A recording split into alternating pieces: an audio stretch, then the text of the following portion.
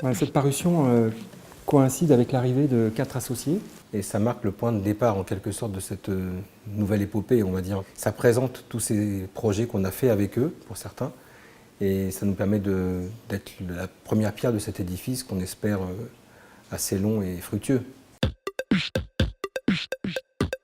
Un savoir-faire qu'on a voulu illustrer avec des projets très variés. Comme la Fondation Imagine, comme le centre de santé de la Courneuve, comme le bâtiment de Vitry-sur-Seine qui est en béton brut. Donc c'est des bâtiments qui ont une certaine forme, une certaine typologie, une certaine programmation, et de mettre en avant toutes ces espèces d'inspirations ou de références qui ont jalonné notre parcours. Et aussi montrer une constante évolution dans notre travail, cette volonté de ne pas rester statique. C'est une trace, un témoignage, celui d'une production à un instant T.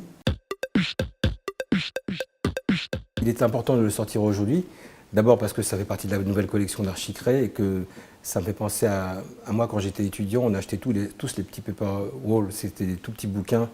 Alors on n'est pas aussi célèbre que tous ces grands architectes, mais on se dit que bon, on fait partie d'une collection. Cette collection, elle sera peut-être dans les écoles d'archi, donc quand on nous l'a proposé, ben, on a tout de suite dit oui.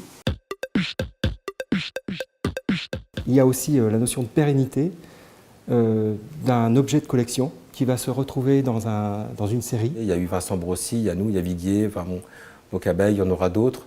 Ça montre une diversité de production qui est, à mon avis, assez importante, puisque la richesse, c'est la diversité, c'est le mélange. Et donc, c'est bien dans des collections comme ça d'avoir des œuvres complètement autres, tout en respectant les uns et les autres. Mais c'est de montrer aux étudiants que sur un même démarrage, on peut apporter des choses complètement à la fois différentes et complémentaires.